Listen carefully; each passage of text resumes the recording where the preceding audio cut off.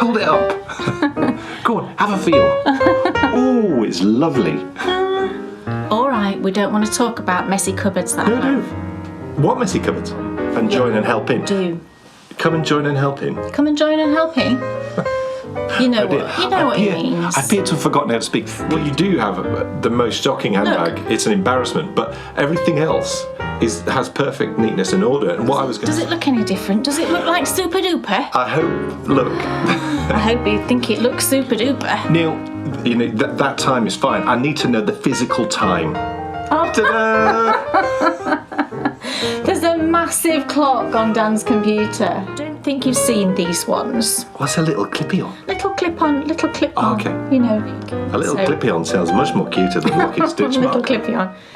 That's hilarious. It's ginormous. You could see that from space. Yes. When I do things, I don't like to be subtle.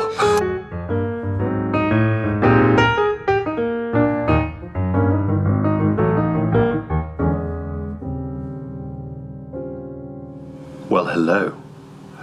Well, hello. How are you? I'm okay, thanks. How are you? And how are you? And how are you? Oh, yes. Welcome Weird. to episode 142. You're weird. You're weird. Thanks. Now, folks, don't you hate change? Yes. Because I do. When you have a lovely routine that works, you like to stick to it. But in our never-ending quest to bring you the best quality produced show in the history of the world, Yes. changes have been made, and it all feels weird. Does it look any different? Does it look like super duper? I hope, look, I hope you think it looks super duper. Neil, it's a really interesting, sort of over the last 2 years, we have developed a routine that in this period between the beginning of January and the beginning of March, this is when we push the boat out with regards to production improvements, so that when we hit the pudding clubs, you know, the brand new season, Yeah. and New also seasons of things. the new seasons of new adventures, we've tried out new ways of doing things, improved stuff, and we know that everything works perfectly. But today's the day when we're kicking off a lot of new things. And before, I used to be able to keep, track of silly things like time, knowing how much time we've spent. Right. Silly things like that. When you're producing a show like this and you're doing it effectively live, because, we film it live. We don't have a crew. And you need to know the times, because you need to know how long you've been spending doing So that certain we're not things. waffling too long on a subject, which can happen. So like 3 minutes ago, I suddenly had this meltdown, this panic, because I'm like, how am I going to know what the time is?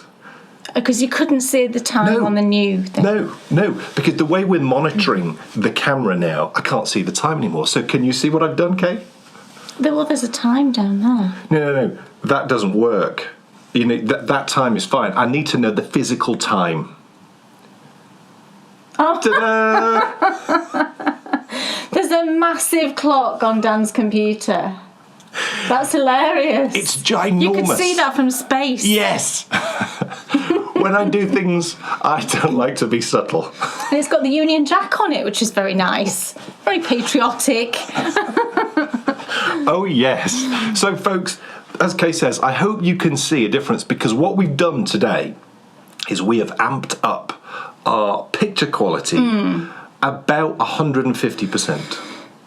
Wow. And guess what? What? I can go another 150%. Wow, really? Yeah, I know, which doesn't make sense. It's going to be like you sat there with us, isn't it? But this doesn't make sense, does it? No, how can it keep getting better? Surely you get to a point where it can't get any better. No, that's not true. Right. Screen quality. I was watching a TV programme about this, and it was he was a futures analyst, and it was all about a guy who, and there's lots of these in the world, who they look at the way the world's going, they look at technology upgrades, and they tell companies what innovations are going to happen in the next year, 2 years, 5 years, so that they can then cost in what they need to do. Yeah. And this guy said the reason why 3D TV is not going to be big, and it hasn't been big, No, it hasn't been big. is because there is a screen resolution that when you hit it, it will naturally be 3D. Right. And we're on the way to that already. I think it's something like 11K. Now, the top sort of... It's K, isn't it? That's good. 11Ks. Wow.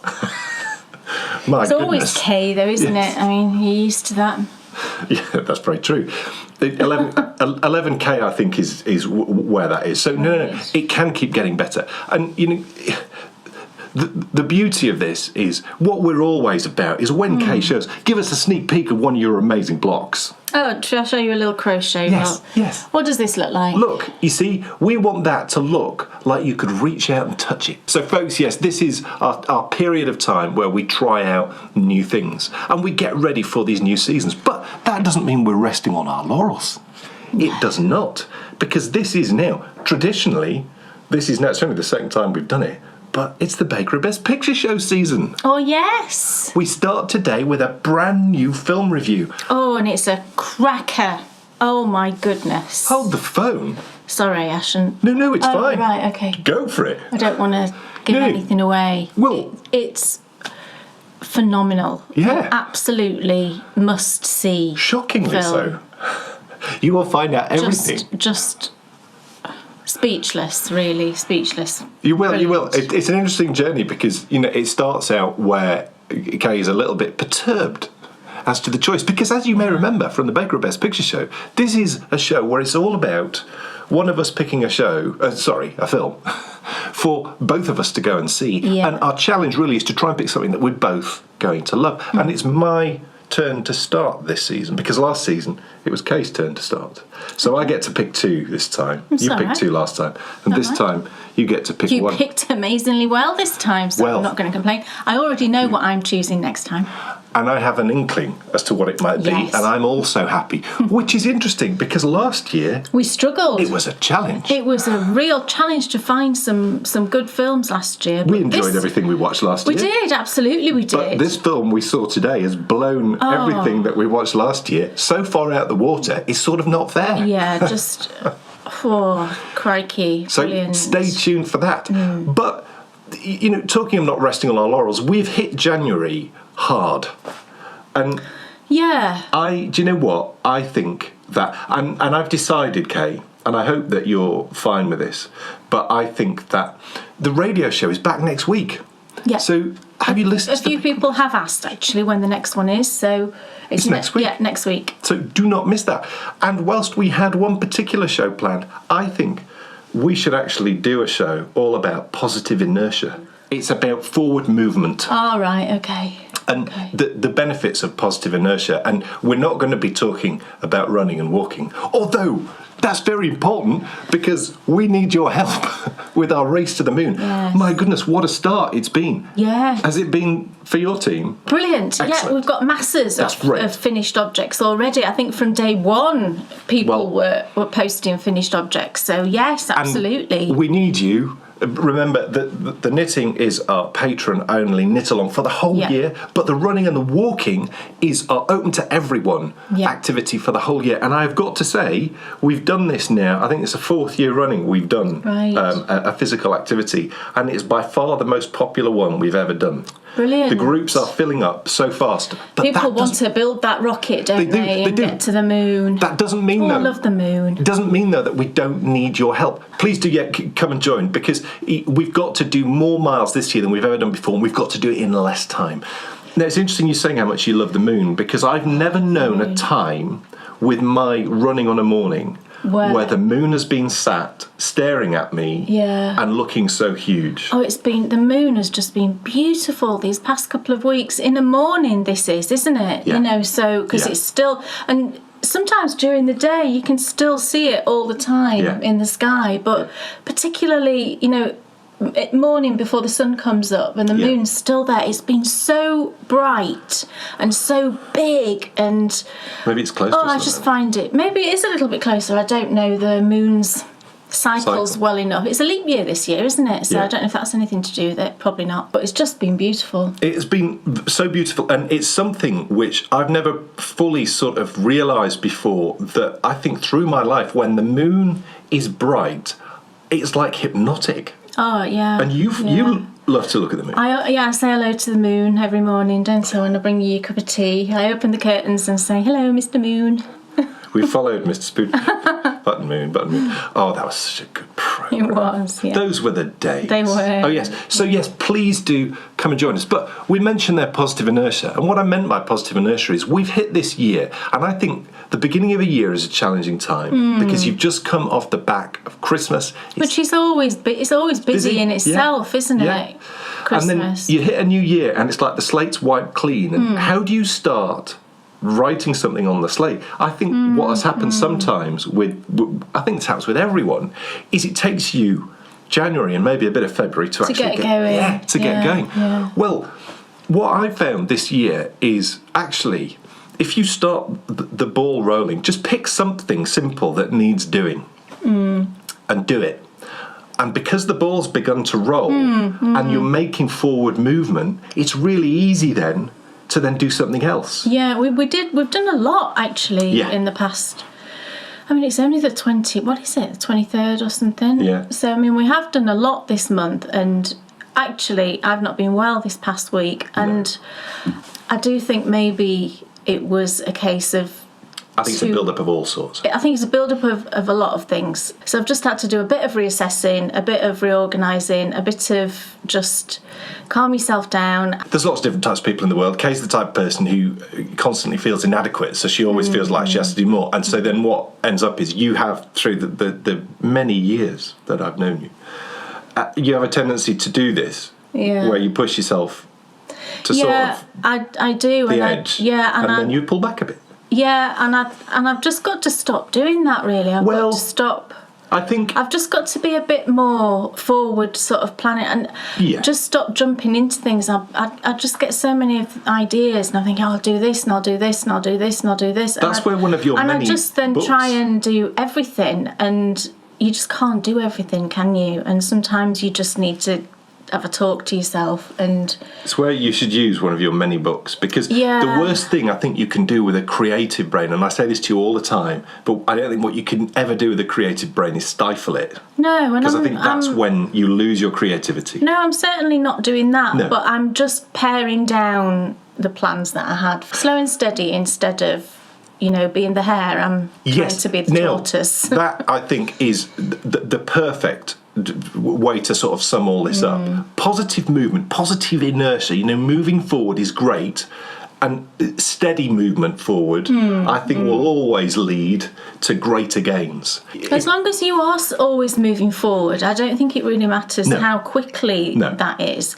And it's very difficult to not compare yourself to other people, isn't it? And especially in the world that we live in these days, with social media and what have you, it is very difficult not to just say, oh gosh, but that person's done all that and I've not done that, so I'm going to have to step up my game, and I'm going to have to do this, and I'm going to have to do that, and organise that and do that. And it's not something I do consciously. I think it's a very subconscious thing, and I think things just kind of go into my brain and just live around in there for a bit, and then start jabbing me, and and that kind of thing. So again, just with the sort of social media, I've just stepped back a little bit from it, and just to help my brain really not to get as involved. Neil, the other reason why we run the picture show at this time of year is because it's freezing. It does make it a really it's a challenging period of time, I think, for everyone to sort of get out and do things, because winter by its nature, you can sometimes have slippy pavements, and it can be really challenging. So that's the other reason why we run the picture show at this time of year. But also it's because sometimes at this time of year it's really difficult to find something good to watch, because everyone seems to put all their good stuff out at Christmas or the summer. It's Christmas, so let's put everything on the telly that's good then, and then when it hits January, what do you watch? Well, actually, we have found something quite good to watch, although we've just come to the end of the first season. Oh, really? Yes. Right. We've been watching Instinct, and that's got Alan Cumming in it, and another lady who I don't know her name, but she's very good. There's an English actor called Naveen Andrews. Oh, he's really good. Who's in it, and there's been a few other faces that I've recognised in different things, but Alan Cumming is the main star. We started watching it because of The Good Wife. We thought, we liked him. I've always liked things he's done, to be honest. I think he's fantastic. I love him. So it is, do you know what? It's a funny programme because it does buck the trend with regards to things that I normally enjoy watching. because I don't normally like formulaic start and finish in one episode. It is quite like that. Which can be a tiny bit frustrating, but it is really good for Kay, because if you fall asleep and you miss something... Doesn't really matter. Doesn't matter, because everything starts again on the next episode. Yeah, so jobs are good, isn't it? Yeah. But it's really sort of easy watching. It is, yeah. But it's engaging and it's interesting and it's well acted and storylines are good and, yeah, really enjoyed it. Neil, we are, of course, always looking for great new things to watch, and I think we're actually going to start watching Madam Secretary. It's now on Amazon Prime now, Madam Secretary. Is it Tia Leone, yeah. That's right. There's a few famous people in it. So we're going to give it a go, because season 2 of Instinct is actually not available. We've only seen season 1 of Instinct, but season 2 is not available till the 5th of February. All right, okay. So we can start watching it then. Cool. So we're probably going to start watching Madam Secretary, but if you know of anything good that you've seen recently, then do let us know. We watched the first season, didn't we, of Big Little Lies? Is that what it was called? Oh, we did. Really good series. We enjoyed it, didn't we? It was, and there is a second season of that, which the ending was great, and that's sometimes not always the case, is it? No, but it had a really good ending. Really fizzle out. Yeah. There's some real characters in that programme which you really love to not like. Absolutely, yeah, they really are. Terrifying. Yeah. Goodness me. So actually, it's been a good start to the year with regards to things to watch. And how interesting, though, to think that, we've done our first review coming later in the show, as you know, and that was also great. So it's a good start to 2020. Yes. Speaking of good starts to 2020, Kay's got another pattern launch today. I do. Coming in What's Off Your Needles. Yes. And it's a lovely one. It's a lovely one, and I've also got a new knit-along connected to it. Ooh. So that's very fun. So without further ado, I think it's time that we asked Kay Jones, what's on your needles hook? Oh dear. Got it wrong. I blew it. Yeah, so I've been doing some more work on my Crochet Granny square blanket. Look, I'm too warm. I'm going to have to take off my cowl. Oh, okay. Now, for anyone who's wondering, this is the Harbour cowl. Yeah, one of my designs. It's gorgeous. It is lovely. Perfect. It is lovely, and this yarn is one of my absolute favourites. So yeah, Which one is it? It's Blacker yarns. Oh, of course. It's Blacker Swan. It's the Falkland Merino, and I think it's also mixed with a little bit of Shetland as well, depending on what colour you get. You had a few people when you released your top 5 yarns of 2019. Oh, I think they were being a bit funny, thinking, "Oh, I know what's going to be number one." Blacker Swan. It wasn't. No, because Not that this isn't brilliant, because it was the top 5 yarns of 2019. Yeah, and I'd only used it this once, I think, last year, but it's absolutely gorgeous yarn. This was the DK weight, so this was my Harbour cowl, which was a platinum. I think Blacker Swan now had been your number one yarn in previous years. It probably had. Maybe a couple of times, in fact. It's just gorgeous. It's a non-superwash. British, it's Falklands Islands, so it is a British yarn. It's just gorgeous, and I've knit with this a few times. And if I was ever going to knit a garment, a really special garment, I would definitely use Blacker Swan, because it's just it feels like a proper wool, but it's just lovely and soft, and it does pill a bit, with wear. It definitely does pill a bit, but you can de-pill these things, can't you? It's merino at the end of the day. Speaking of pilling, it's just lovely. I had on my vest.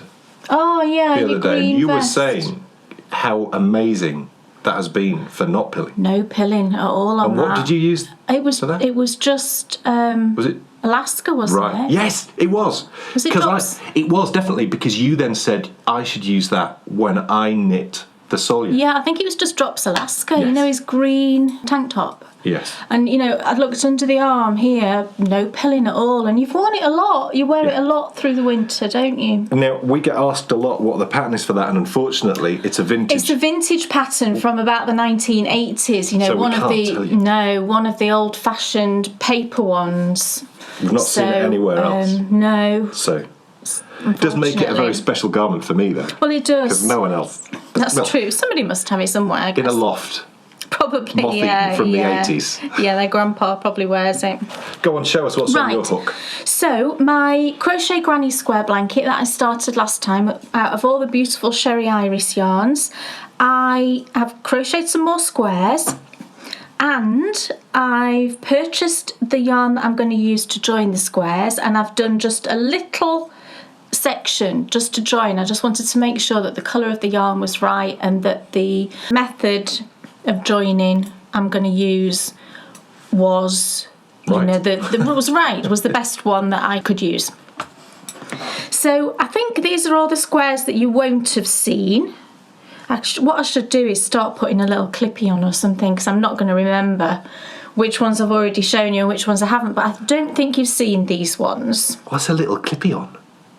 Little clip on, okay. You know, locking stitch markers. I'm with you. Just so I know the ones that are new, if you like. A little clippy on sounds much more cuter than locking stitch marker. Little clippy on. So I've done this lovely one, which is sort of greens and I like sort of a greyish blue. This one is sort of greys and creams. Beautiful. This is my favourite. This might be my favourite so far. I've got another one here that I also love, but look at this one. My goodness. The speckles in this are just gorgeous. And then I've got this lovely sort of lavender one with the little green specks. And then this one might be my favourite. Oh, look at that. Is that not just beautiful? So I think these two actually are my favourites. Look at those. Gorgeous. So those are the ones new, if you like. And I've got another one on the hook at the moment. This is my latest one. Look at this yellow. Oh my goodness. How beautiful is that? And it's this gorgeous colour. This was from the July set. So this was part of a set that was given to me by a lovely friend. So it feels very special to be crocheting up these beautiful sunny happy colours as well, which is highly appropriate for the person who gave it to me. I had to decide on a joining yarn. Now for this I didn't want a cream or a white. Normally I go for cream or white because I do like that kind of crisp look and I think it just sets off all of the squares just beautifully. But for this, because of the sort of feel of Sherry's colours, I wanted a slightly more muted and a slightly more vintage sort of feel. So I ordered some yarn from America. I'm sure I said that last time actually.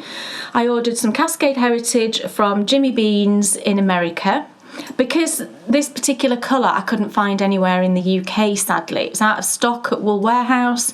Love Knitting didn't have the colour in their sort of list. And I searched around generally for it and couldn't find it. So I couldn't stop thinking about this particular colour. You know, I thought, well, I'll use a slightly different shade and it'll be fine. But I just couldn't stop thinking about it. So I thought, you know what, I'm just going to break my rule of ordering from the States or Canada and I'm going to order some of this Cascade Heritage. So I did, and it came quite quickly actually. It came within about six days, maybe a week of me ordering it. It did work out much more expensive. Normally the Cascade Heritage, this is the colour, but the Cascade Heritage I can get from Wool Warehouse and it's $7.99 a skein. Now this cost me $10.99 in dollars. That's right. Or was it $11.99? No, it was $11.99. It was almost $12 a skein, which is more than £8. I'm pretty sure that's more than £8 when you convert it. And then of course the shipping is expensive. Now the shipping cost me $22. They were very good. They sent me an email with an estimate for the shipping. Before they actually go ahead and process it, they'll work out what the shipping is and they'll tell you and they'll ask you if that's acceptable. And they sent me two prices. The first one was just standard international untracked, which is generally what I send. Anything I send to America, I send standard international. And that was $22. And then they sent me another option, which was like a tracked, and they said it was much quicker, but that was like $54. $54! And the yarn cost me $60 altogether. So I just thought that was crazy, $54. So I went with the $22. So altogether it cost me $82 for 5 skeins of the Cascade. But then unfortunately you get hit with import duties. So I had to pay £15 import duties to get the yarn. So in the end it cost me double almost double what I would have paid if I'd ordered it from the UK. So I wanted to tell you all that, just so that when you might hear podcasters mention, you know, that they don't buy yarn from the States or Canada. That's the reason, is because it is so much more expensive for us to do that, and it's really frustrating. This is nobody's fault. I'm not blaming yarn dyers, I'm not blaming companies or anything like that. It's just how it is. We can't control taxes that are charged, and we can't control postage prices, unfortunately. For this particular project, because it's so special, I thought I'm going to do it, and because I wanted this colour. So this is the colour, and it's this gorgeous, really soft grey, which in some lights does look like a kind of, it's got a hint of sort of a more of a mushroom colour. It's a really lovely colour. It's colour number 5734, and it's called Lunar Rock, which again, you know, we've just been talking about the moon, haven't we? My love of the moon just really made me love this colour even more. So I've got one all skeined up and ready to go. So I've joined a few squares, and I'm really, really thrilled. I think it's lovely. I think it's perfect. I think it's not, some greys I find are a bit too distracting. It's a bit too either dark or bright or whatever. I just find them a bit too bold. But this one, I think, is just perfect. I think it sets off all of these colours. You can see it on all of the colours. Yeah, I think it's nice and subtle. And I think the more I add, I think the more beautiful this is going to look. So I'm doing join as you go. I did look into all kinds of join as you go methods, and I know in recent sort of year or two there's been lots of continuous join as you go. Now I did look at a couple of tutorials. One of them was Hooked by Robin, I think. I really enjoy her channel. But when I looked at hers in particular, and you looked at the finished sort of little sample that she'd done, it didn't look square. And, you know, the squares didn't look like they were in a straight line. There was like jogs, and I just couldn't be doing with that. So I thought, no, I'm not going to do that. I looked at a couple of other continuous ones, but in the end I decided that actually I'm going to use the method that I've used before. And it's the method that I used for my original granny square blanket. Can you remember this blanket? And before everyone asks, she's already filmed tutorials for it, and they are linked in the show notes below. In fact, we'll link to the series because you used videos 4, 5 and 6. Yes, I believe so, which shows you how to border the first one, how to join the first one, and then how to join them subsequently after that. So if you want to see exactly how Kate's done it, it's a series that we put out a couple of years ago, and she actually followed her own tutorials. I did to do it, and it's number 4, number 5 and number 6 in the show notes below. You'll find the link to that series. So what I did in the series, I made a little mini one of these blankets, but it showed you all of the techniques and everything, and that's exactly what I did for this. So, but yeah, can you look, this is my original one, do you remember it? And do you know what, I use this every single day in the morning. It's just the perfect size, you know, to pop over my lap. And I love it. It's one of my favourite things that I think I've ever made. And I still look at all the little squares, and I remember all of the socks that I made. This was a pair of socks that I've still got upstairs. This was, I think it was called Elf. I think it was the Elf colourway. I can't remember the name of the dyer, but it was based on the film Elf, you know, with the colours in it. This one was a gift from a friend. I remember that yarn. This one was a pair of socks that I made that was a real favourite. I think that one's fondant fibre. You know, I can still remember all of the yarns, and, you know, when I've got it on my lap, I look down and I can just remember all of these projects, and I can remember making this, and I can remember where I was when I was making it. And that's what it's all about for me. It's that kind of connection to all of these things that you've done. And it's just a lovely, lovely thing. So I really treasure this. And the thought of having another, you know, similar kind of blanket from all of these beautiful yarns. I think it's just making me so happy to do this. So what I like about this joining method is the edge is very straight. Can you see this top edge here? It's all very square, isn't it? And I really like that because I like neatness and I like order, and that's why I didn't like these. All right, we don't want to talk about messy cupboards that I have. What messy cupboards? What I was going to say was, it's lucky because I'm the same. You do like neatness and order, that's true, yeah. Particularly on work surfaces. Oh gosh, he's obsessed. He's obsessed with wiping work surfaces like all the time. So I tell you why. There's like 3 crumbs on there. Ooh, get the cloth out. I'll tell you why. I remember it being my job when I was like 6, 7, 8. Right, okay. And I remember it was like white. The work surface was white. It had some Formica. Probably. Yeah. And we used to put Jif on it. Oh gosh, right. Jif, the stuff that went like gritty. Yeah. And then wipe it, and it was like perfect. I need to tell you something. You do. I've bought a product recently that is amazing, and you're all going to know about this product. It's funny because we did try and buy it before, but for some reason the supplier sent us like a shop worth's quantity of Zoflora. This was hilarious, right?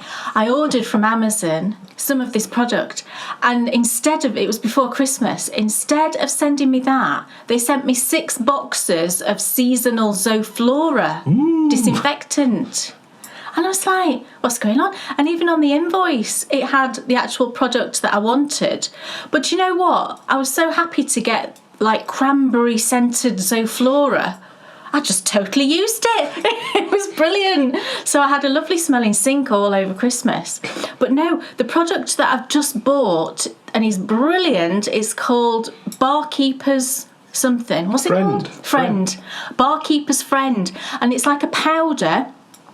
And you sprinkle it on your sink. We've had a new sink put in recently, and it's one of the ceramic ones. And it can get little scuffs on it, can't it? Do you know, from like metal pans and things. And it was freaking me out. I did not like that. I wanted a pristine sink. So I don't know if I'd seen it. Oh, I saw it recommended on a cleaning video that I've been watching. I am really that sad. But and she used this Barkeeper's Friend in her sink, and my goodness, it looked amazing. So I thought, you know what, I'm going to order some. I'm going to risk it, and it wasn't expensive, so I ordered some. It's amazing. Totally got rid of the scuffs, and there was only a couple of little ones. We bought it from Lakeland.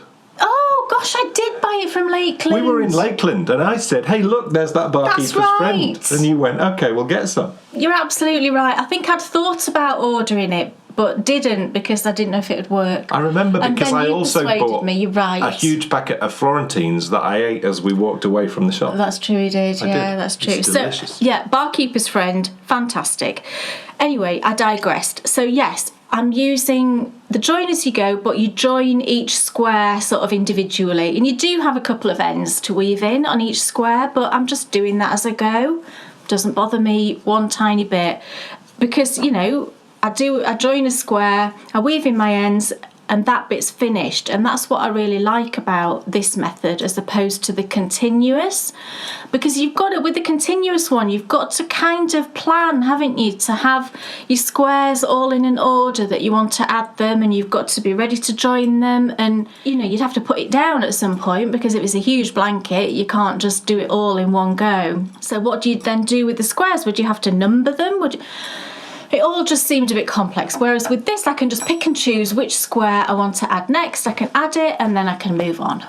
So it's brilliant. So I'm really enjoying that, and I'll just carry on working on that, and I'll show you the next time I've made some progress. Lovely. Dan Jones? Yes. What's on your needles? Well, you may wonder nothing. Why I'm knitting on a sleeve. Well, you know how I'm knitting the clay quilt? Look, I've done all the body. The last time you saw this, the body was still on the needles, and now I finished it. It's still on the needles really? Because it needs joining to the sleeves. Yep. And that was, of course, what I was hoping to have done before Christmas.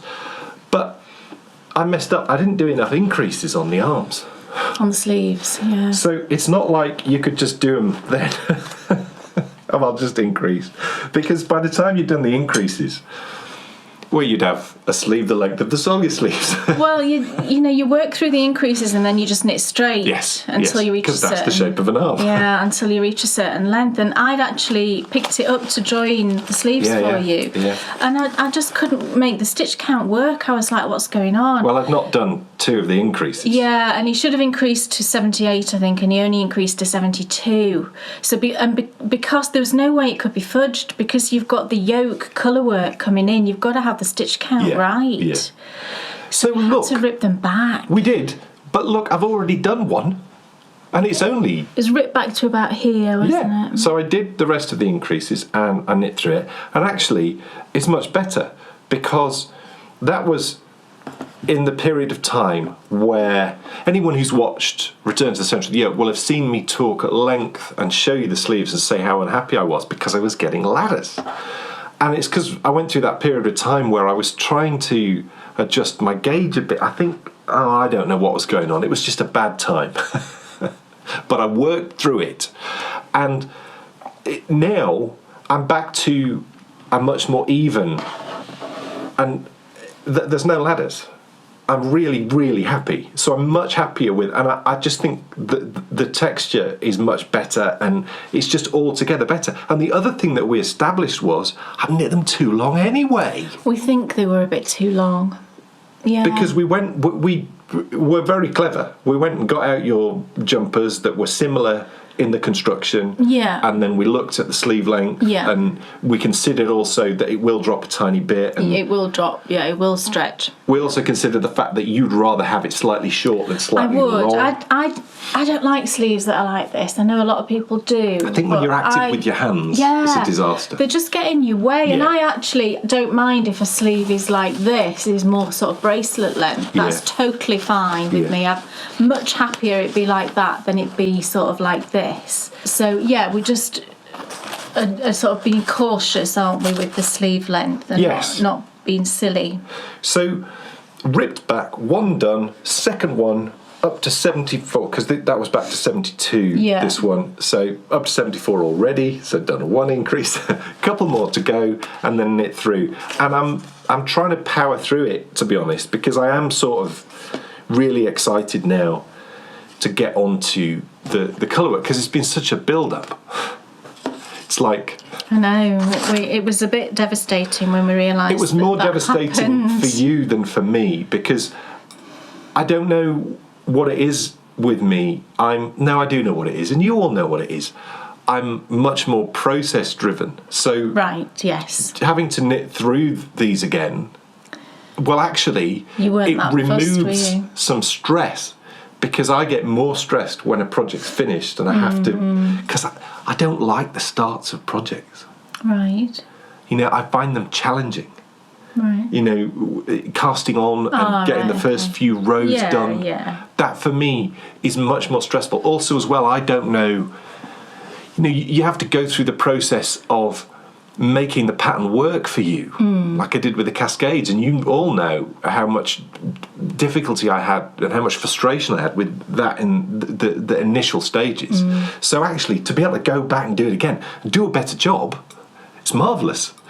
So that's where I'm at, and the next time you see it, I'll be through this. Oh, look, come on, I'll be through this, and we'll have attached. We will have joined the sleeves. Yes. Let's be positive. Let's absolutely be positive, because I've got that one done in a couple of weeks. It was quite, it was quick. It broke my heart to rip that back. Oh, it was just... But like Dan said, it wasn't me that was reknitting them. It was Dan, and he was like, just do it, it's fine, I'll just reknit them. And we actually worked it out that the sleeves, we think, were 1.5 inches too long. Possibly, yeah. It's a really tricky thing with sleeves, because we've had so many issues with... a sock, though, isn't it? And getting the right fit for a sock. Yeah, and I think everybody's different with sleeve length, aren't they? And especially with something like this, where you can't cut... Well, you could cuff it, but there's no point doing this lovely little colour work, is there? If then you're going to cuff it and you don't see it. You'd have to do double the length of cuff. Yeah, you would. You would, but then... And then that would be annoying, because it'd be tight around your wrist. Yeah, but I just mean if you accidentally knit it too long, you could cuff it, but that'd be a shame. And I don't really generally like to cuff my... Anything? No, I don't. I like simplicity, and, the least fuss the better, really. Yeah. So if this sits, like that, So be it. I'll be absolutely dandy with that. It's not a problem at all for me. So yeah, and what yarn is this? It's the Charisma. Drops Charisma. Yeah. Yeah. It's wonderful, and as you know. The other sleeve looks really wiggly, the bit that is re-knit, because the yarn is super wiggly. But I think... But it'll block. We'll give it a nice soak and it'll just be fine. It looks good, though. It doesn't look too bad at all, considering how wiggly the yarn was, because Dan knits tight, so it was really wiggly. It has dropped a lot, actually. It was wigglier than that. Yeah. So, yeah, well done for getting the first sleeve back and done. And thoroughly enjoying everything about this project. It's great. I'll be glad to get everything joined for you, so will I. You can get working on the yoke, and Yeah.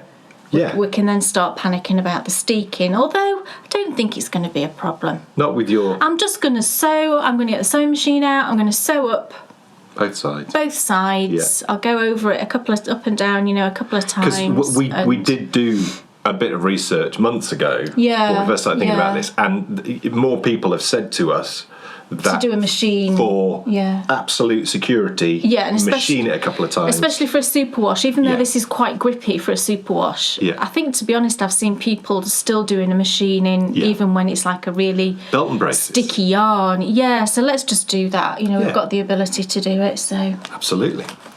What else is on your needles? Right, is it Osterman Step? Yes, I've started. I love Osterman Step. I know. I've started a pair of socks for Dan, because I was kind of missing it. I finished him that pair at Christmas, didn't I? And then I always say, don't I, oh, Dan's socks, they're so big and they take me so long. But then actually, when I've not had one on the needles for a couple of weeks, I kind of miss it and I want to start another pair for him. So I have started another pair, and I'm using Osterman Step. Do you know what? That's what I feel about socks too. Right. It's easy to feel frustrated with something that is like routine that you do all the time. Yeah. But actually, take that out of your routine, see how you feel, and if you're not happy, secretly you actually quite like it. So I think that's definitely... Stop moaning and get on with it, woman. Okay, I'm very sorry. They actually look a bit like your feet. Great. No, they look out of proportion. They look big, don't they? That person's feet look big. Yeah, I'm sorry, that sounds very critical. I do apologise, coming from a person whoever who this has person is. Ginormous feet. But I think I'm in proportion. Well, yeah, you're very tall. So I don't think that makes sense. It's not like you're 5'2" and you've got size 14 it's not feet. Like you look down at my foot and think, goodness, that's big. I do look down at your feet and think, goodness, that's big. Yeah, but I'd look silly if I had smaller feet. But only when you've not got shoes on. When you've got shoes on, I think it's fine. Okay, I'm now getting a complex. So yes, I've started down a pair of socks, and I'm using this, and it's Osterman Step, and it's colour number 48. You can see it there. I've had this in my stash for ages and ages and ages, and it's actually the only ball of Osterman Step that I'd got left. And I absolutely love this yarn. I've knit down a couple of pairs of socks with this, and I've made a pair for me out of this in the past. It's a 75/25, but it's actually infused, or whatever they do, with aloe vera and jojoba, so it's got a really nice feel to it. It feels, you can tell there's something there, it doesn't feel super rustic. It's really, really nice, and it's lovely and plump. So this is the colour in the skein, isn't it lovely? It's like a mixture of sort of purples and rusty oranges and a bit of pink. Really lovely. And I'm on the foot of the first sock, so I'm doing pretty well actually. 72 stitches, 2.5mm I'm using for this pair, because I'm doing kind of a standard length, and generally I use 2.5mm for the sort of standard length for Dan. And I decided to add in a little texture pattern, because I never really like doing, if I can do something new and something I've not done before, and just to add a bit of interest, then I will. Can you remember on the last episode I said the word crunkled and Dan made fun of me? Sorry. I actually looked it up afterwards. I googled crunkled and it absolutely came up in the dictionary thing. Speaking of me making fun, I need to make a public apology to potato waffles. Oh, and to Birdseye, who produced them. We've had some. Because not only can you toast them, it actually says on the box It you does. can toast them. It does say that. Now, I don't believe that was the case when we ate them in the 80s. No, I don't think so either. And somebody warned us against toasting them, I think, saying that it made From frozen, you had to do it 3 times. it caused their toaster to explode or something. Yeah, because surely moisture would come out of it. I know. And that's not good. But you can toast frozen bread. That's true. And that's essentially the same kind of thing, isn't it? Look, what you need to know is this.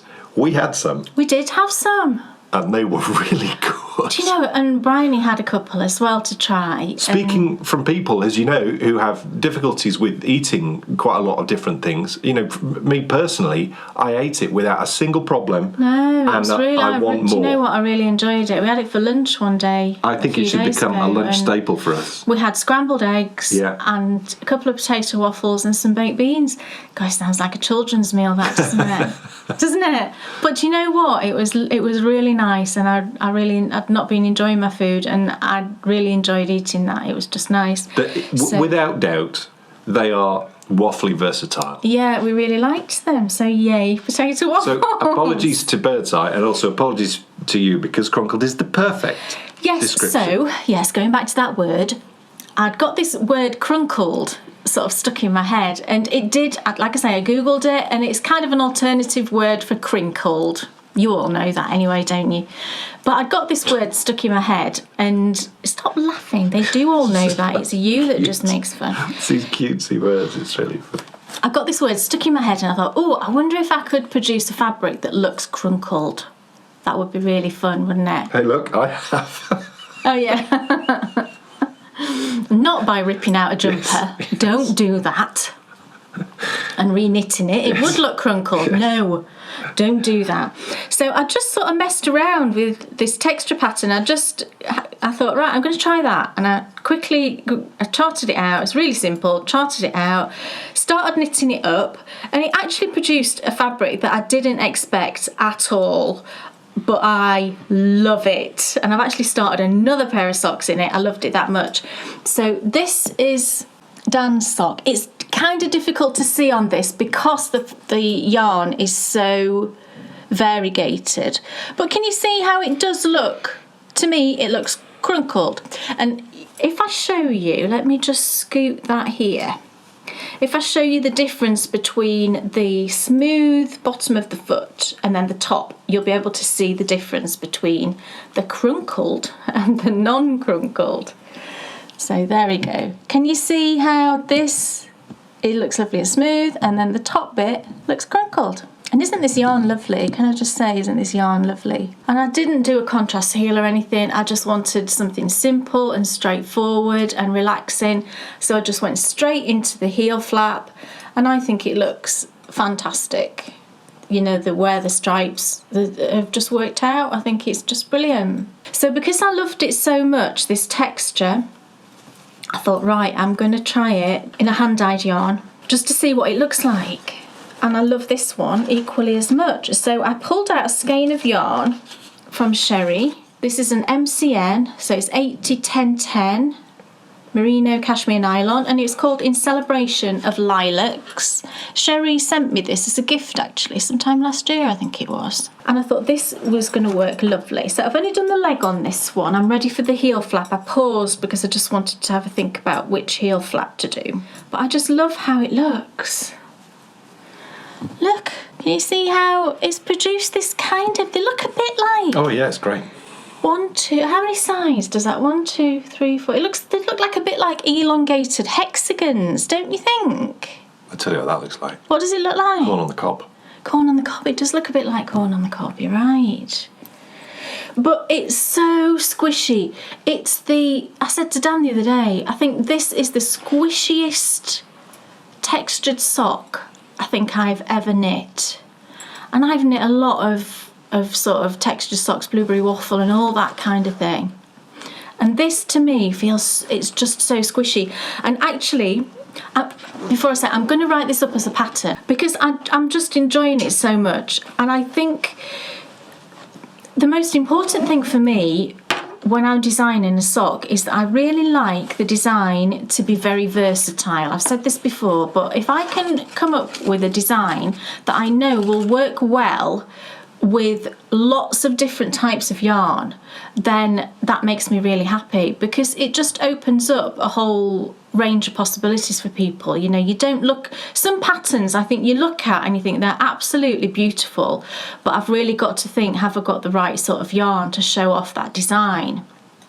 Whereas this, I think this would work with any yarn. Self-striping, I think it would be fantastic. You know, speckles, this is a variegated, this is obviously like the commercial type yarn, and it looks fabulous. I can't think of a yarn that it wouldn't look great in. And it's just so lovely and relaxing to knit. If you put it down partway through a pattern repeat, pick it back up, you can see exactly where you are. There's nothing I don't love about it. So I just thought, do you know what? I'm just going to write this up, because that wasn't my intention at all, you know, but sometimes this is what happens with designs, isn't it? And they're usually the best ones, I find, that you're doing something just for yourself, just out of your own creative brain, and it turns into something that you think other people will enjoy as well. So this will be my crunkled socks pattern. How cute. And I don't know when it'll be out, you know, I've got to obviously finish this. This will be the pair that goes on the pattern. But, you know, by then I'm sure I'll have this one just to also pop some photos in the pattern as well. What I'm going to suggest also in there is this one I've knit on 2.25. This one I did on 2.5. And I actually think it's squishier on 2.5 than 2.25. So I'm going to put in the pattern that if you're looking for a slightly more cozy sock, maybe a house sock, then just go up a needle size and you'll get that extra bit of squish, and it'll just be a bit more cozy, nice sort of snuggle up type pair of socks. So I'm just really loving it, and this yarn is gorgeous from Sherry. It's just beautiful. That's a terribly wound skein, isn't it? Thank you, Ball Winder, for that shocking work. But it's just lovely, and it's just knitting up so nice. So yeah, that's my crunkled socks. So I will keep you posted on the progress on those, and I'm not rushing to get them out. It will be when it's ready, kind of thing. So I'd like to show you my new obsession. Oh Yes. that's exciting. I very rarely showed you the same thing 2 episodes running, because I have this system, this routine where I rotate so I can work on something a good little bit, show it to you then every 2 episodes. But I have to show you this. I'd only cast these on and knit the bib last time, and I've knit through 2 repeats of the stitch pattern. Have you really? Already. I can't put it down. This is honestly, it's like Bankhead-esque in its musicality, in the way that the pattern just flows. It has in it lace, which I love. It has in cables, which I love, and cabling without cable needles in this circumstance, these twisted stitches. It's not really a cable, No. It's more of a crossed stitch. Yeah. Well, it looks like a cable. It does look like a If cable. it looks like a cable and it feels like a cable, then you know, however you've created it, winner. What I enjoy about cabling is the texture that it creates, you know, the look of the cables. So I don't really care how I get to that point. Right. And actually, I find that these cross stitches feel neater than a cable. Right, I think yes, you can, I know what you mean. You can keep a more even gauge. Yeah. Because you're not like physically pulling out stitches and holding them and then knitting them back in. I can anyway. It's the whispers in the wall socks. Look. Oh my goodness. Wow. I'm not joking you. This is the business. It's like full on #1, the business. Wow. Just so cool. And what I love about it is, what I've done is I've left off on the pattern there's a motif down the back as well. Well, I've left that off because I was as concerned as Kay that I might mess it up, because I'm doing it on DPNs, and you know, it would have taken a bit more skill. Especially, my fear was, I'm focusing really hard on getting this front bit right. If I have a rest section, that's going to keep me focused for, you know, getting the front bit right. And so far it's worked to perfection. And I'm not missing, as much as I love that sword motif on the back, I'm not missing it. No. And actually, you know, the design still, to me, looks the business. It's lovely, yeah. You know, I think that sort of light and dark, you know, do you know what I mean? The contrast of the two things right next to each other there, just, it's just so much fun. Oh, it's so great. It looks lovely. What I love about it... You're doing a great job. Oh, thanks. What I love about it is... Looks really lovely. For me, the best stitch patterns, I don't know if that's the right word, the best stitch combinations are the ones which just flow off the page and just sing. You know, you get to the next bit and it feels just right. It's not like, you know, sometimes I'll get to things on patterns and it feels quite hard work to do what I'm being asked to do. It doesn't feel like it's flowing. The finished pattern might look great, but, you know, that rare occurrence, you know, for me, as you know, it was the bankhead, it was definitely the spear grass hat. You're doing a brilliant job engaging and working on your rewarding. DPNs. There's no ladder at all. Show them. Can you see? There's no laddering at all with his DPNs. I think that's brilliant. Well done. What I found is knitting through those sleeves on DPNs and seeing those ladders appear and getting frustrated and trying all these different things, I feel like naturally I've tried like loads of different things to try. What took me down the right path was you reminding me that it's not the first stitch, it's the second stitch. Yeah. And you know, I'm really focused on that second stitch. It's not that I'm pulling it tight. No. I feel like I'm knitting very evenly. Yeah, I mean, it's definitely very even. It's a brilliant job. Well, I'm so happy about that. And it looks gorgeous. It's lovely for me to see it knit up in this colour because this is the colour I was going to use, as I said before, and I just think it looks beautiful. It looks gorgeous.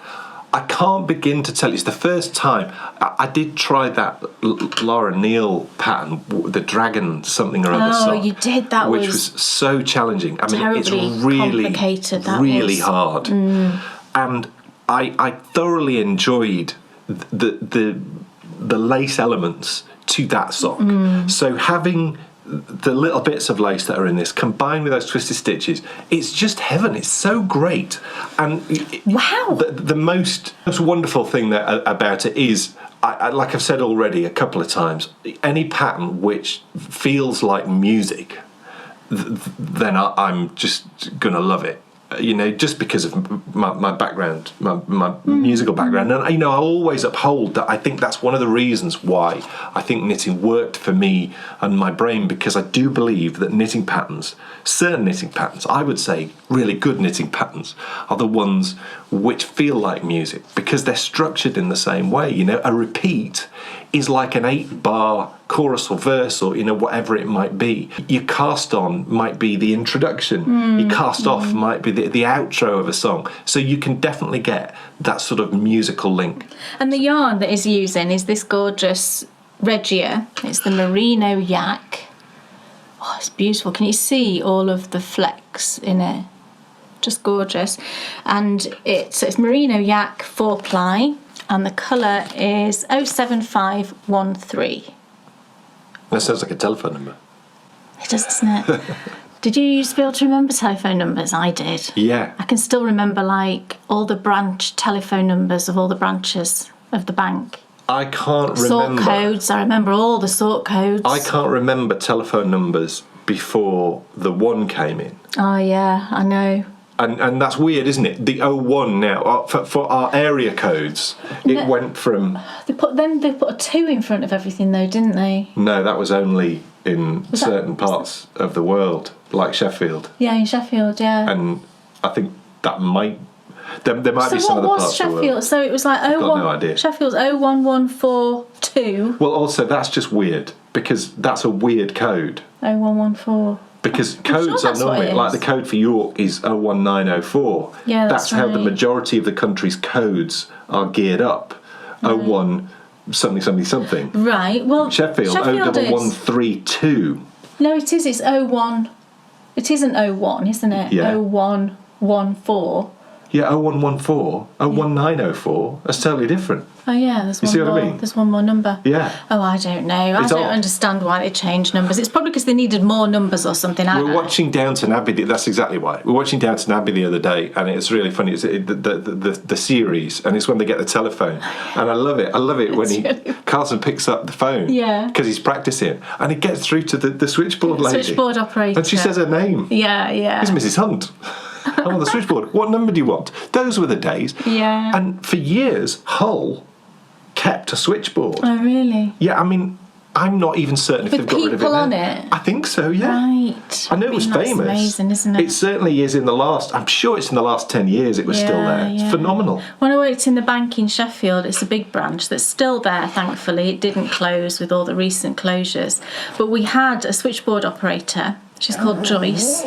She'd worked in the bank for years and years and years, and she had this really distinctive voice when she answered the phone. She was brilliant. She was so efficient and so fast. And, you know, whenever you rang the bank, you'd get her, and then she would obviously put you through to whoever it was that you wanted. There was no direct lines into anybody. You had to ring the branch and then get put through. But, you know, just having a switchboard operator in itself, I think, was, you know, just a sort of little blast from the past, wasn't it? Because it just doesn't happen. There's nothing else on the desk. No, it's down here. It's too big. It's really big. I didn't want to lean down. Oh, now it's falling out. Oh, no.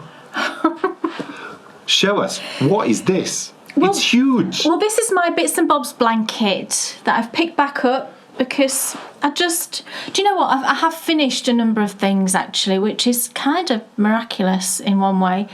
But it's meant, and I haven't really cast on anything new apart from those socks that I've already shown you. And I just wanted something easy just to work on because I was having trouble concentrating on things. And do you know what? I'm going to get my Bits and Bobs blanket back out. And I haven't worked on this for a little bit. And I picked it up and I started knitting it. And it was like, oh my goodness, this is just like heaven. And it just felt like coming home because I love this pattern so much. Sometimes, you know, when you love something and you've made it once already, you might just think, oh, I'm not going to do that again because I've done it. I think that, you know, that can be wrong, can't it? Because I think people say, oh, there's so many patterns out there, you know, and I don't want to knit things twice. I want to try all the patterns. And that's absolutely true. And I agree, you know. No. Doing new things is brilliant. It is, but hold on a minute. Sometimes for tea, you want the thing that you know you love. Yeah, that'd be like saying, I'm not going to have the same thing for tea every night. No, it's the same reason why I've just started listening to Winter Solstice again when I've been walking. It's the same reason, isn't it? Because it gives you that comfort and that feeling of, oh, you know, that's just so nice. So I've been doing some work on my Bits and Bobs blanket, and this is where I'm up to. This is folded in half, but I'm now... That's the top, and oh, that's the bottom. So it's getting quite long now. I am into my third skein of the background yarn, and I've got this much left. So I reckon that's about half a ball. That looks about 50 grams to me. So I'm halfway through skein 3, and this is designed to use 5 skeins of fingering weight yarn for the size in the pattern, but you can really do whatever you want, you know, it's entirely up to you. So I'm just going to see how I get on, and when I feel it's big enough, it might be that I only do 4 skeins for this one. I'm just going to see how I feel. I'm just at the moment just really enjoying it, and I'm just working on this hedgerow yarns. It's one of those, do you know, it's Jane, isn't it? She does those little, I don't know if they're called little tiddlers.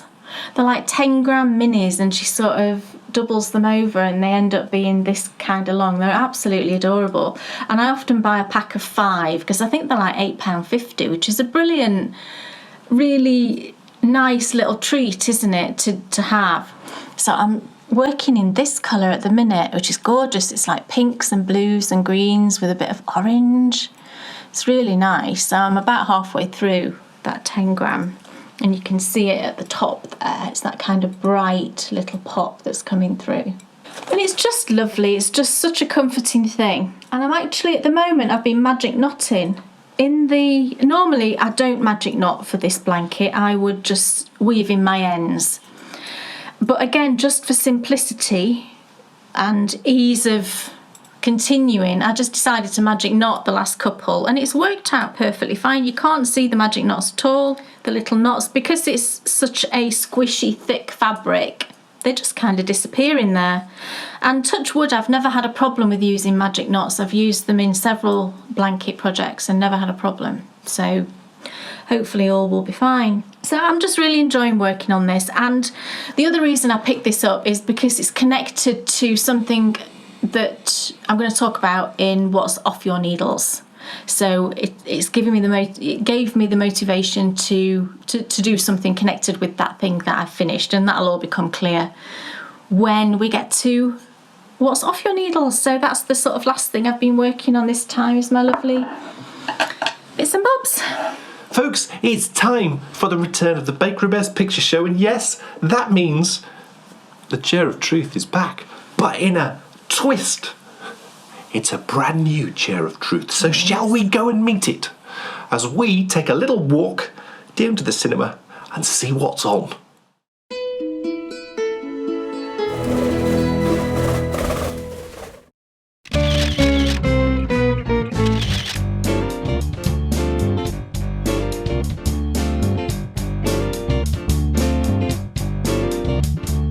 At this time of year, getting out and about in these freezing cold temperatures is just not pleasant.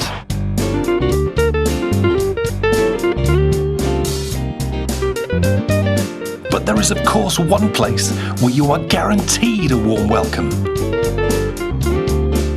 The cinema! So join us over the next 3 episodes as we try and find films we both love. And in the Chair of Truth, we will give you our honest reviews. Welcome to the brand new series of the Bakery Bears Picture Show. We're back with some brand new cinema reviews. Oh yes, because it is genuinely way too cold to be out doing any adventuring. My goodness. It's really cold. It's freezing. I'm virtually shivering as I speak. Yes. The Bakery Bears Picture Show is back. So yes, that means the return of the Chair of Truth. Yeah. Except it's a brand new Chair of Truth. It is. We have a new chair. Yes, we do, which you'll see later on in the show. Now, in the Bakery Bears Picture Show, it is our job to try and pick a film that the other person knows nothing about. Mm-hmm. So I have selected today a film. Kay will do one next time, and I'll do one the time after that, because we're doing a 3-episode run of lovely reviews. Cool. So we have agreed some categories, haven't we? Yes. Yes. So should we check and see what those categories are? These are the things that we're going to be looking for when we're watching the film. The first is the storyline. Could we follow it? And did we enjoy it? Then comes cinematography. In essence, how did the movie look? Has the director created a visual world that allows the story to be told in? Next is acting. Were the characters portrayed well? And did we enjoy the performances? And finally comes music. Does the soundtrack enhance or detract from the overall experience of the film? So, what are we watching today? Well, it was a tricky one, Kay. It really was, because there was parts of me which wanted to explore Joey Tribbiani's statement of how little are these little women. Right. Yeah. But then I thought, you really love the original. Well, it's not that you really love. I love the one. How many versions are there? I don't know. Right. The one I've watched Winona many Ryder. times is the Winona Ryder one. Right. Which I love, and I've seen lots of times, and I do know the story very well. And I've heard good things about the new one, but I'm not immediately running to watch it because I know it. Yes. You know. Yeah. Well, I came to the conclusion that is exactly what you would have thought. Right. And you don't like remakes particularly. If you've got one that you've enjoyed, then you stick with it. Yeah. And I think that's good. Yeah, it's like Pride and Prejudice. There's only one. There's only one. That's terrible. Yeah. So I thought I needed to pick something else, and I've gone with 1917. Right. Do you know 1917? No. Oh dear. Apart from it being a year. 1917. I now am beginning to panic about. It's going to be a war film, isn't it? Look, I was just thinking then that's the First World War, isn't it? I don't do things like this normally. Right. I don't. Okay. I never pick like boys' films. And I don't No. think it's going to be a boys' film. It's got loads of people in it who you will recognise. Right. It's been filmed in a really clever way where it's supposedly all one shot, or that's what it feels like. Right. So that's like super clever. Okay. Benedict Cumberbatch is in it. Lovely. No. Colin Firth is in it. Right. Oh my goodness. Well, you see, I'm happy now. Also, as well, a guy called Mark Strong is in it. I know Mark Strong. From The Kingsman. He's like the one who handles all the guns. Yeah, I know who he is. Yeah. So, and I think there's even more famous people in it than that. Right. So we're going to be watching 1917. It's only recently come out. Right. So I wonder what we're going to think.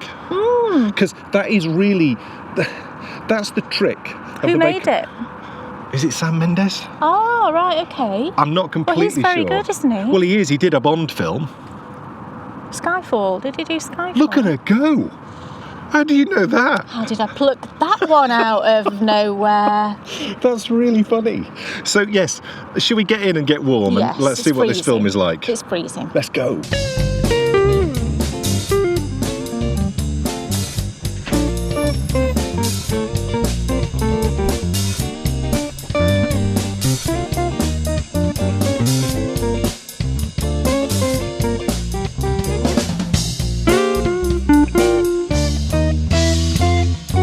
Right, we've seen the film. And we are back at the car. Oh, yes, but we have agreed we can say nothing to each other, nothing at all. No speaking whatsoever. No. It's just so neither of us. You have a tendency, if I start giving an opinion, you'll start to agree with my opinion. I do. Or you won't disagree. I'm very bad for that. You're easily led. I am easily led. So we're not going to talk about the film at all No. until we are sat in the chair of truth.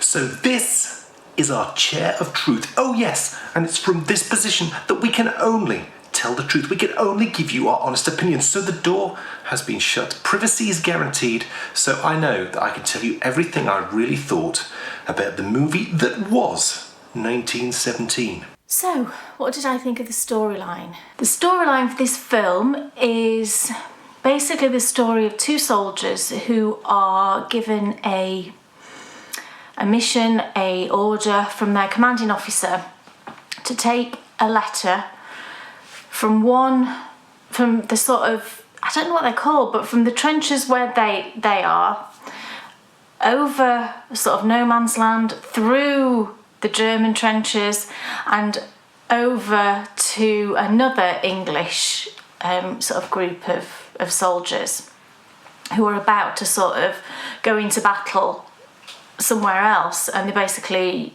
want to stop them doing something that will put them all in danger. So it's been given, these two soldiers have been given this mission and they've basically got to do it. It's just amazing. It was such a poignant and engaging story, told in an absolutely fabulous way and really thought-provoking.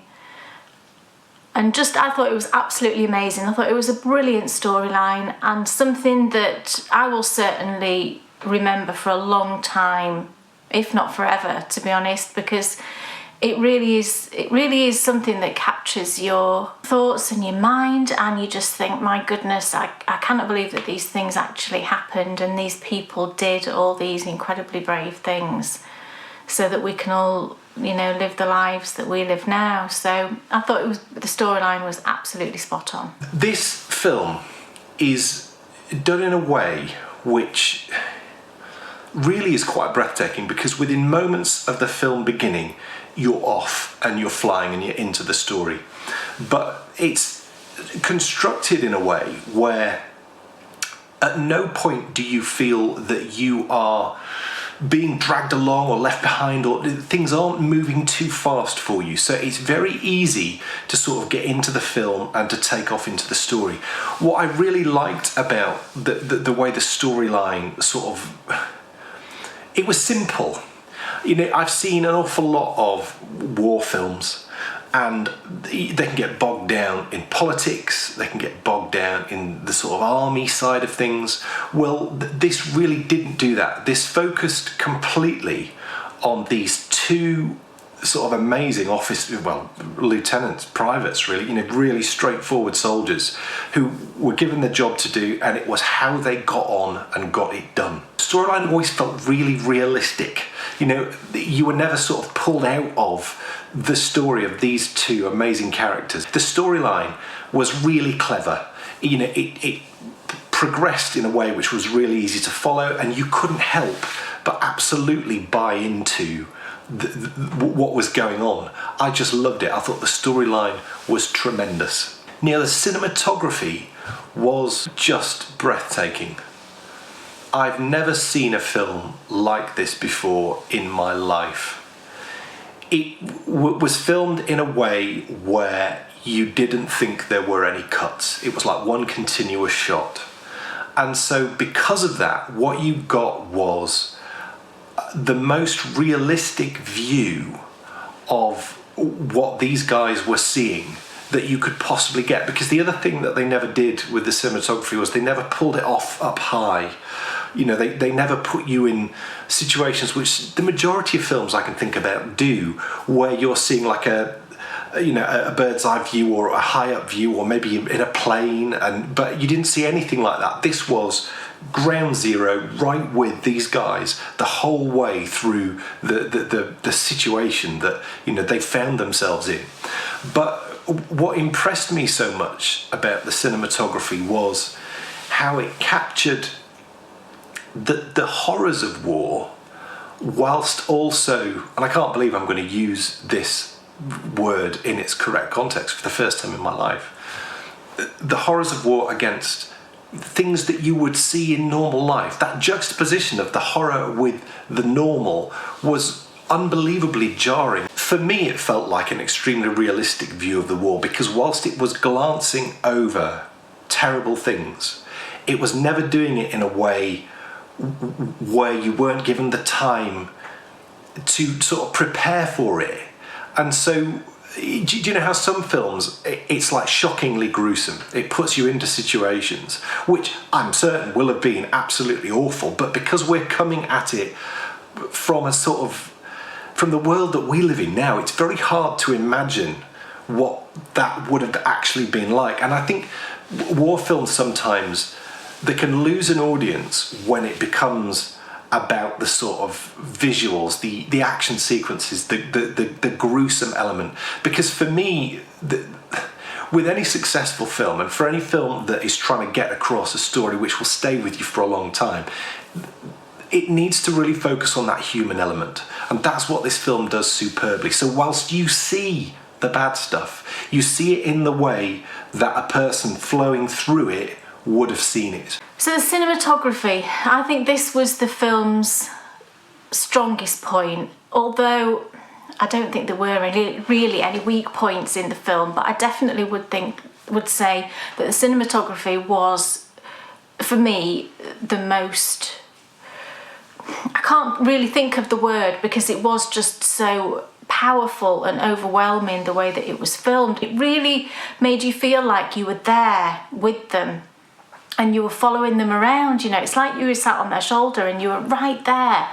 And I jumped about 1,000,000 times because bombs going off and shots and all the rest of it, because I really did feel like I was there. And it was just I think beautiful is probably feels like the wrong word because of the subject matter, but it really was absolutely breathtaking. And the scenes that I found most poignant, No Man's Land was just unbelievable. The sets were out of this world, but there was one scene in particular I remember where they were kind of emerging from the death and the destruction of where all of the main fighting had been going on, and then it's just all beautiful countryside. Because it captured the gorgeous, the lovely, the beautiful blossom trees sometimes in some of the scenes with blossom falling, or in a river, and because of the way it captured those scenes, I would actually say that this film was beautiful. It was like, I've never seen a film before which to me felt a little bit like a piece of art. And I suppose that all films really are pieces of art, aren't they? Well, this thing, for me, is a beautiful work of art. You know, with gorgeous fields and trees, and then you turn around and you've got all of this unbelievable destruction behind you. And it was so incredibly poignant to think that that was happening side by side. And at one point they had to go through what was a farm at one point. Obviously it wasn't any longer, because it was right in the middle of, you know, what, all of the action. And it just really makes you think of all the lives that were destroyed and all of the rebuilding that had to be done. And it was just phenomenal. The cinematography deserves as many Oscars as there possibly are, in my opinion. I thought it was phenomenal. So the acting, I mean, I say the cinematography was the best part, but the acting was equally as good, in my opinion. I can't fault any of the actors. There were quite a lot of very famous actors who played very small parts, which I thought was a brilliant way of doing it. You know, I didn't know the main actor in it. He was Corporal Schofield. I don't know what his name was, but he was just, by far and away, he stole the show. I thought he was absolutely amazing.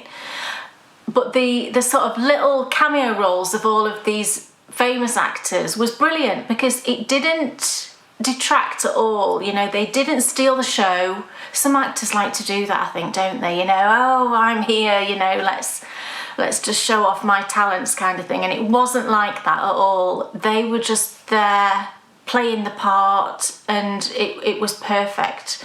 I remember when I was growing up watching World War II films, there's that famous one, I'm sure it's Anthony Hopkins, who's trying to take one of the bridges. It might be the bridge at Nijmegen, I can't properly remember. And it was full of famous people, and there was loads of World War II films like that, weren't there, where you had lots of famous people cropping up. And this film is exactly the same. Now, sometimes when that happens, it can be quite jarring. You know, you think, oh, there's so-and-so from that. Well, in this film, it just doesn't happen that way. These guys, and it really is, it's like a who's who of British acting right now. They brought their A game to this film. And even if, you know, they were in it for moments, like Colin Firth, you know, in it for just a few moments, but they were exceptional. Every one of them was exceptional. No one was just going through the paces. They were all on top of their game. And so what that did was, it added gravitas to the parts that they were playing. But also it added a huge amount of gravitas to the film. The two main characters are absolutely phenomenal. They're complete unknowns to me. I don't know the names of the actors, but one of them's called Blake and the other one is called Will Schofield. And they're both brilliant, but the Will Schofield character, who is the sort of main protagonist all the way through the film, is just tremendous. You know, that main actor, definitely, I would say, should be up for an Oscar. It was completely believable. You know, I just wanted to I wanted to go and shake his hand, and actually someone did shake his hand at the end of it, and I thought that was, I was in tears at that point, because I just thought, finally somebody has shook this man's hand and said, well, you know, kind of thank you and well done for what you've done. I thought it absolutely blew me away, the acting. I thought it was fantastic. But what about the music? Well, music for me is always quite an important one, because I'm just naturally listening for it because of my background, because of my musician background. And I do like a film with a soundtrack which makes me want to go away and buy it and then enjoy it again. But actually, sometimes that's not what is needed from a movie. Because if the film has a really important story to tell, like this one, you know, that's getting down to the nitty-gritty of what it was like, you know, what these men went through, what you don't want in there are tunes detracting and taking you out of where the cinematography and the acting and the storyline has taken you. And that is what this film does. It's tremendous, because you wouldn't notice it if you weren't listening for it. But I was listening for it, and what was there was either adding to the tension of a particularly sort of awkward situation, or there's one scene in particular which I remember, which I just found, I've never found myself in a film before wanting to sort of shout, "Come on!"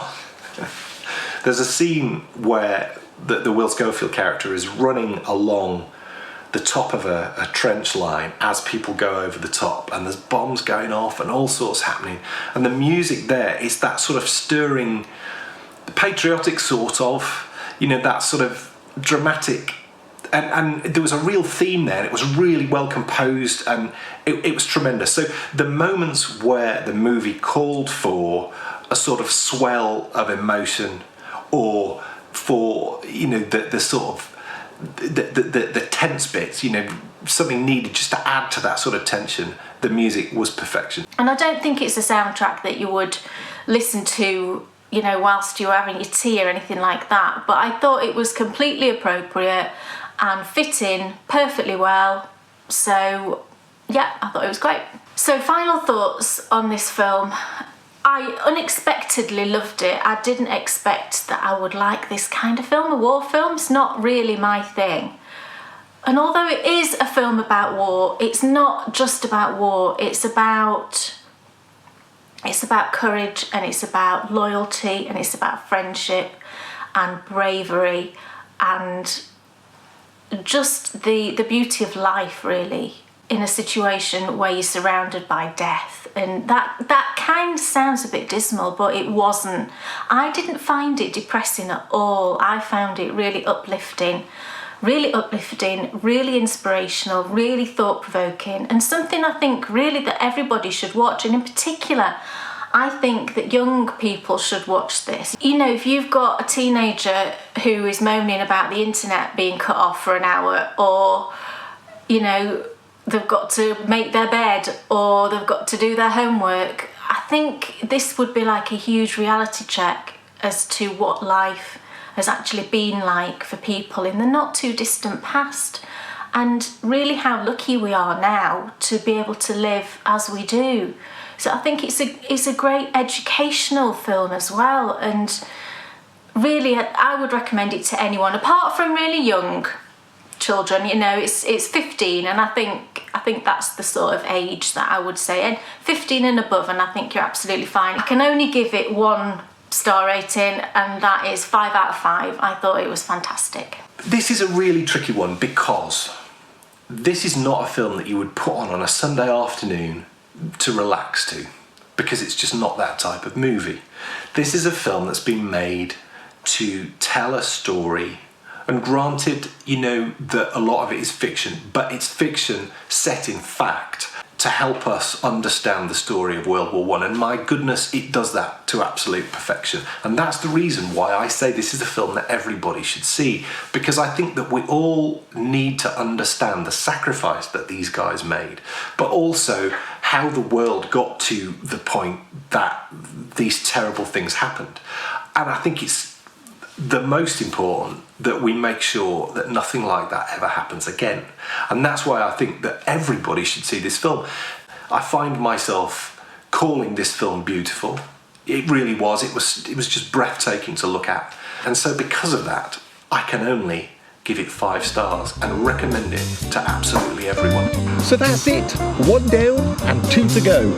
And next time I get to choose. So we will see you in 2 weeks for the next Bakery Bears Picture Show. Bye. Well, would you believe it? I just would never have guessed. Honestly, I was sceptical. I was so tempted to take what would have been the easy option and go see Little Women. Which I'm glad you didn't take that option, actually. I've got to be honest too, I think you would thoroughly enjoy any of the Bad Boys films. What's that? Bad Boys is Will Smith and Martin Lawrence. Oh, they right. did 2 films in the early to mid 90s. All right. Called Bad What's Boys. that got to do with Bad anything? Boys 2. It was on at the cinema. Oh, right. Bad Boys for Life is called. Oh, right, okay. It's the final in the 3. But that just, you know, I think that's probably a streamable movie that you watch. because it's like the sort of buddy cop film type thing. Oh, right. Lethal Weapon-esque. Oh, right. Well, I'm sure I would have enjoyed it. Yeah. But, yeah, I mean... But with the greatest respect to Bad Boys for Life, that I'm sure will be a fairly forgettable film, and this is not. No. Wow. Gosh. Yeah. I've never ever in my life been at the cinema, and English people are quite reserved. Yeah. But I would have got up and cheered where he was running along the top of that trench line. Oh my goodness. Go on! It was just... You can do it. You can see I'm kind of speechless over it. I've never seen a film like it. No, me I've neither. honestly never seen a film like it.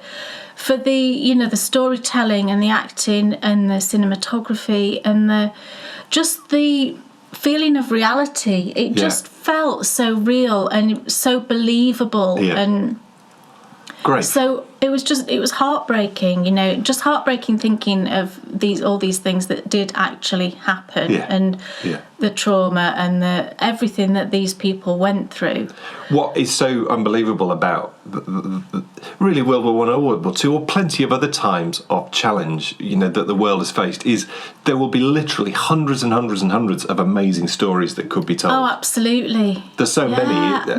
So many amazing stories we'll never know because no one. Because the other thing is, of course, I think it probably ended up on the cutting room floor actually, but I watched a Tony Robbins series and he was talking about his granddad. Right. And when he came back from World War I, he burnt everything that was all his kit, everything, because he just had to completely cleanse himself. And he never said a word about it. And I think that was the case for many of these guys. I totally get that, because I think if you started to talk about the things that happened, you'd be a wreck. I think you would. And some, you've just got to lock it away.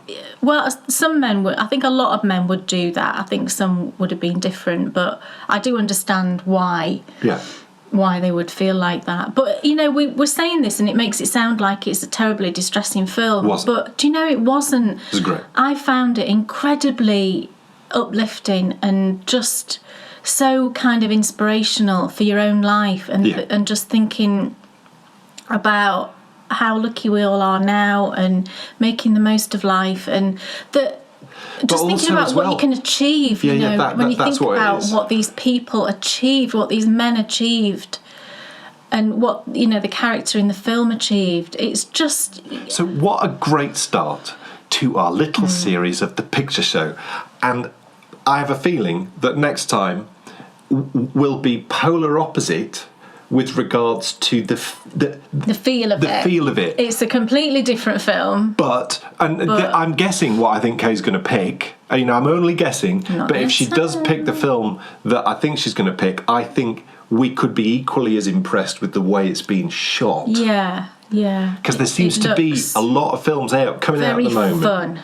Folks, it's time for us to find out, Kate Jones, what's off your needles? Oh, what's off my needles? A few things, actually. What shall I start with? I'll do that at the end, I think. No, do it now. I'll do it now. Yeah. Okay, I'll do this now. So, the first thing, this was off my needles last time, but it's now out as a pattern. Woohoo!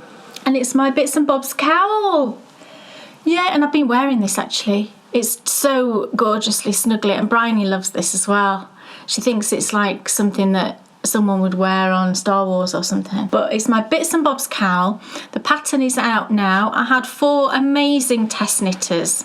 They were just phenomenal and so speedy and just brilliant. The feedback I got back from them was really excellent and just great. So thank you all, ladies. It was an absolute joy to work with you. So the pattern's out now, and what I've also done is I've done an update to the Bits and Bobs blanket pattern, and I've included in that a discount code of 20% if you want to buy the Bits and Bobs cowl. Whoa. So you get a kind of, if you've bought one, you're going to get a discount on the other. Secretly we're assuming that you're all like Kay, and actually you can find out the sort of how this pattern came about in the front page of this Bits and Bobs cowl. Because I'll let you into a secret. Kay's so addicted to her Bits and Bobs blanket, she has to have that feeling of squishiness, even when she stands up and has to get on with the day. I've got it with me all the time. This technique for doing this in the round, yeah, you're not. I mean, it may well be out there, but you developed this. The way that I knit this, so it looks like brioche and it looks like fisherman's rib.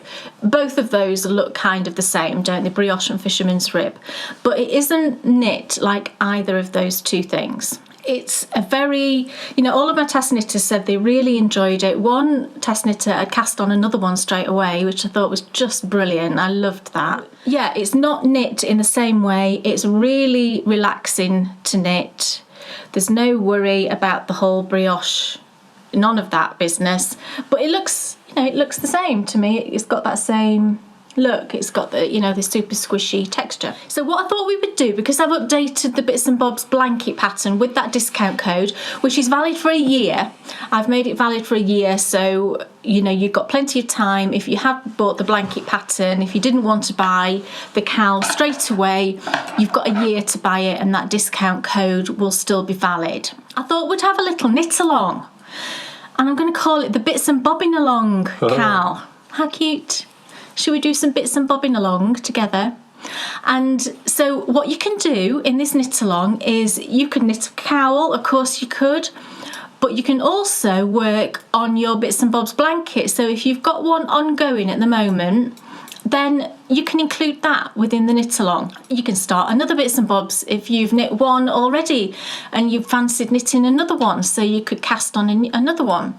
So I'm going to run it from now. It'll start today and I'm going to let it run until the end of February. So we've got about, I don't know, what's that, 6 weeks or something? 5-6 weeks, because it's a leap year, isn't it? So we've got an extra day in February. What I will do is I'll close the thread on the 1st of March and then I'll draw for the prize, the sort of podcast after that.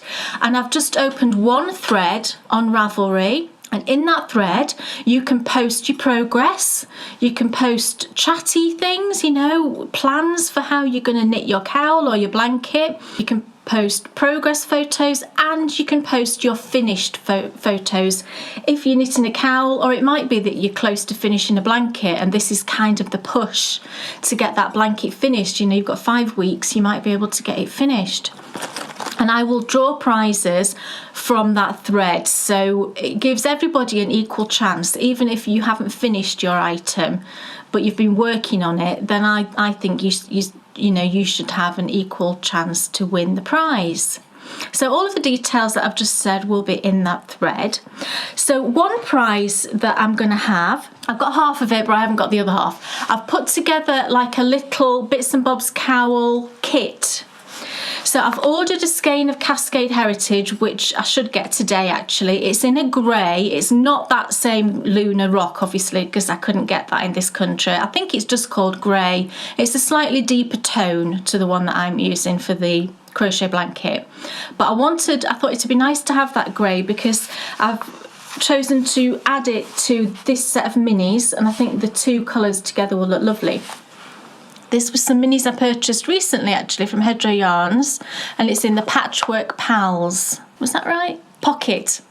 Patchwork Pocket. Who are Patchwork Pals? Was that like a toy thing? I'm not sure. Patchwork Pocket colourway, and it's like pinks and blues and a speckle. And I thought it would be perfect for a cowl. Or, if you didn't want to use it for the cowl, you can always add these into your Bits and Bobs blanket. Or you can do whatever you want with them, obviously. You don't have to use them for something specific. So that's going to be a prize. And then I did want one other prize, and I'm actually asking if anybody would like to donate this prize.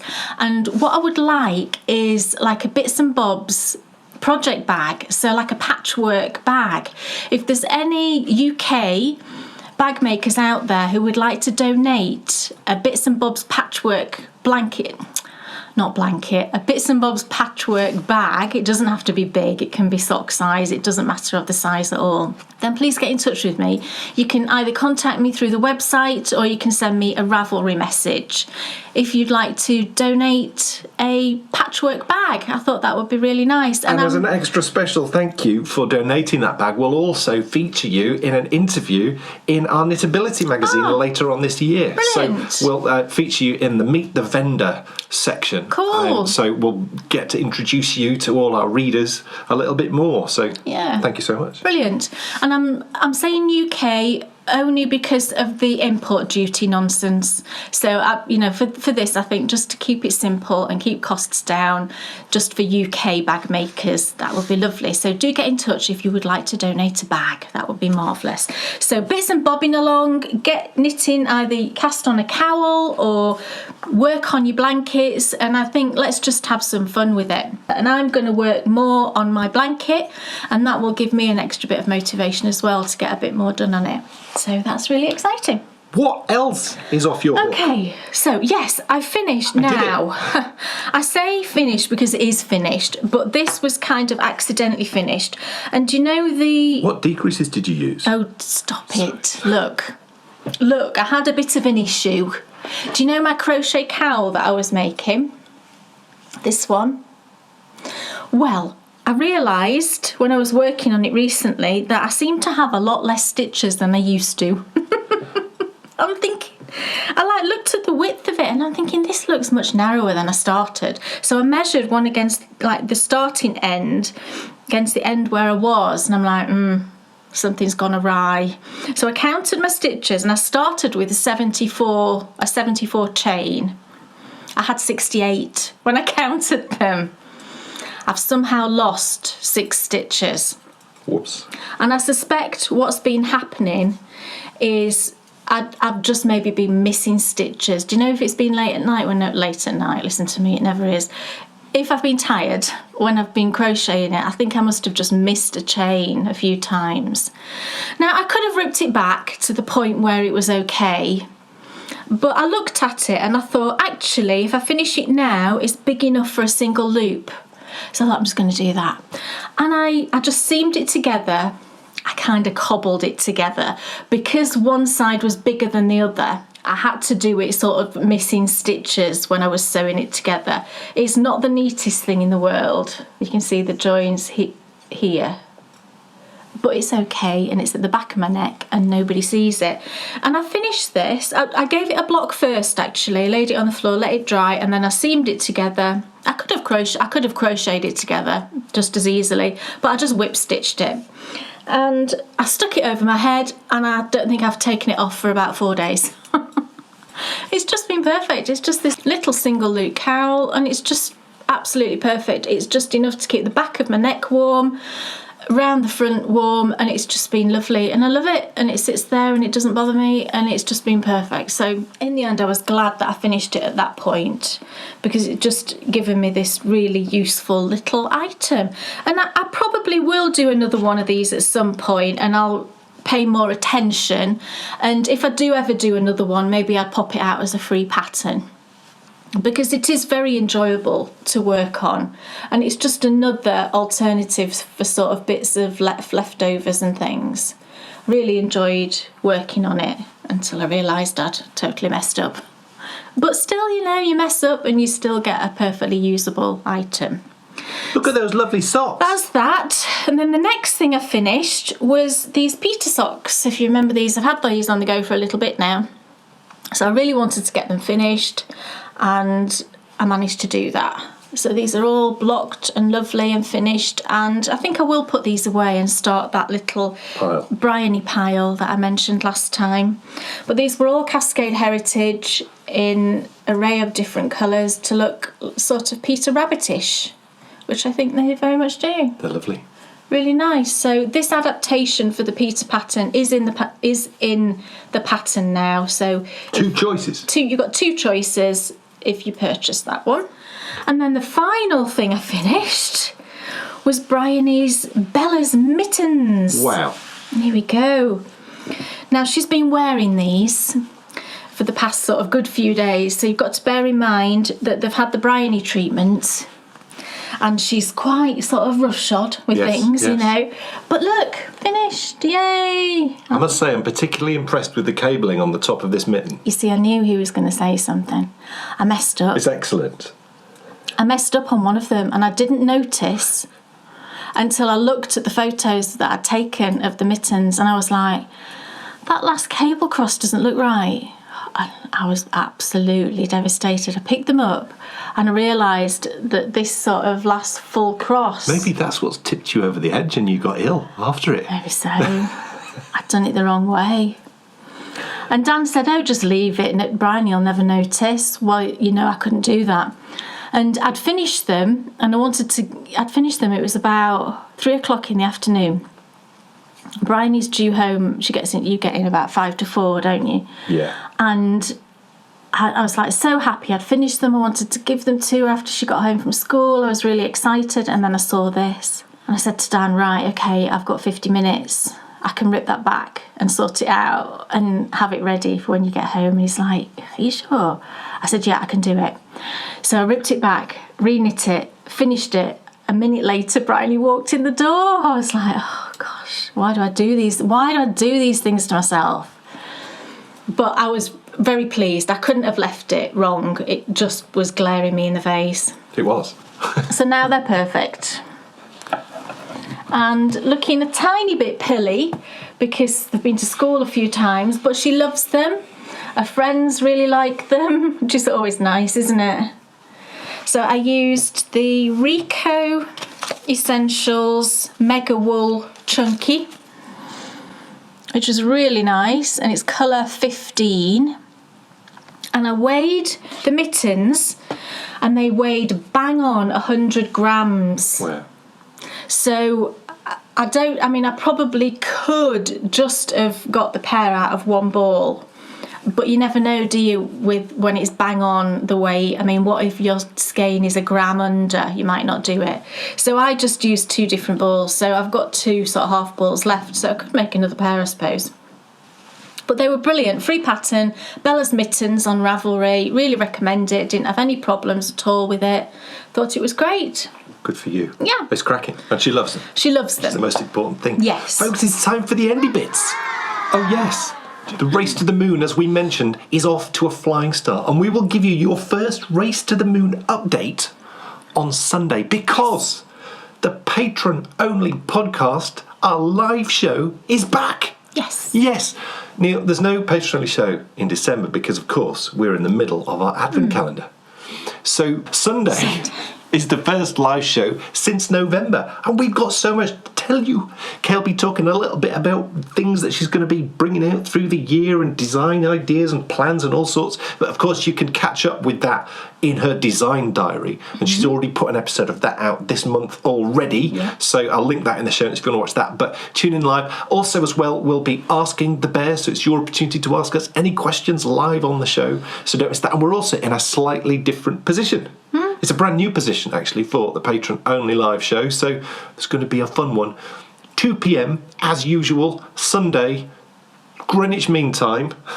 It's so challenging. Yeah, I know. The link to the show will go live at 1:30 on our Patreon page. You just follow that link there in the green room and you can chat with everyone, and then the show will run for an hour, and then after that, the recording of the show is available for anyone who can't catch it live, so don't miss that.